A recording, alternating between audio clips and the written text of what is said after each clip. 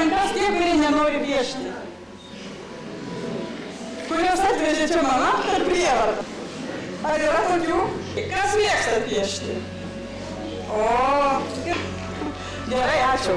Nė vienas iš mūsų mano kolegų nebuvo mokytojas iki šiol, taip iki tos mokyklos pradžios taip pat. Tai mokykla, kuri sukurta iš mūsų kaip dailininkų ir kaip žmonių asmeninės patirties. Kol kas mums pavyksta nedaryti konkurso.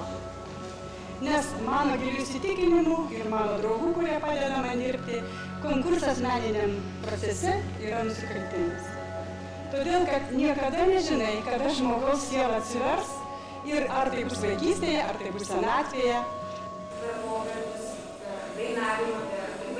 Mes tikrai nedarysim iš jūsų vaikų genijų, nes tai yra dievulio prerogatyva, ne mūsų. Kas yra pašauktas, anksčiau ir vėliau jis bus menininkas.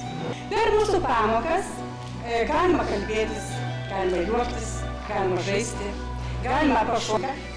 Žodžiu, mes esam draugai ir tik toks principas mums patiems įdomus yra. Ir viskas, ką jūs nupaišot, viskas yra gerai. Pas mus nėra blogų piešinių, jų negali būti.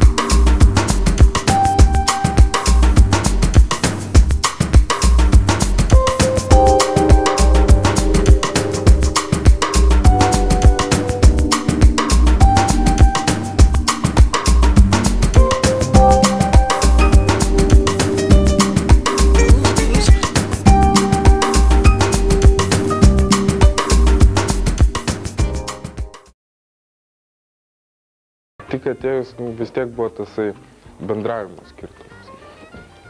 Pradedant nuo to, kad kreipiesi į dėstytoją vardu, o ne jūs ir visi tie mažmažiai, jie sukuria visą atmosferą. Kitas dalykas, kad vis tik tai aiški buvo pozicija dėstytojų, tai yra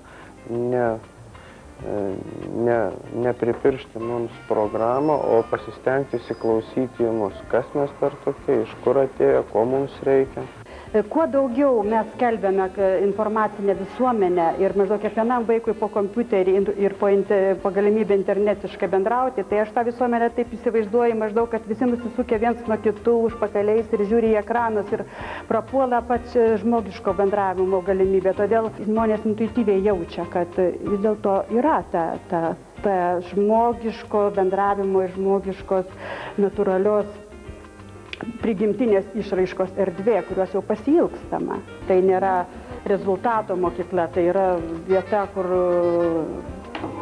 tiesiog kiekvienas gali mokytis kažkuo tapti, būti tiesiog, būti ir būti žmogumi pirmiausia, per meninį procesą mokytis bendrauti, pažinti pasaulį, meną, save.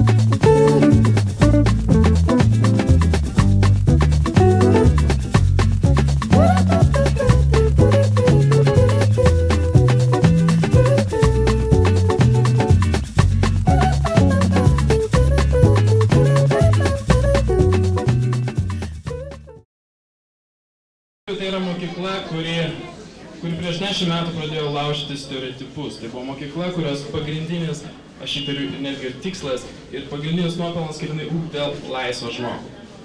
Aš manau, kad laisvas ir mąstantis žmogus buvo pagrindinesnis šios mokyklos tikslas, nei, tarkim, koks nors ten profesionalus menininkas, kuris kada nors bus. Ir aš asmeniškai irgi esu labai dėkinga šitai mokyklai, kadangi netgi karjeroje nesusijusia su daile, tai, ką aš gavau čia, labai stipriai padėjo. Koks jūsų santykis į tuos užsiėmimus, kurie čia vyksta, kurie man pasirodė labai, sakau, tokie šviesūs ir ramus, harmoningi? Kai žmogus dirba visas atsidavęs tam darbui, tai taip ir turi būti. Nes vis tiek, kai užsiimi kūrybą, tai nežiūri, kas darosi aplinkui, nekreipi dėmesio, kas šalia tavęs stovi, ar kokie garsai sklinda šalia tavęs, dėl to ta ramybė ir yra, kokio tur nėra, nes visą laiką šalia yra kokio griežto dėstytojo akis, pirštas kokio storas griežto dėstytojo su žiedu kokio paupsuoto ar dar. O čia ateini ir dirbi. Ir labai laisvai dirbi, kaip nori. Netgi kada nori.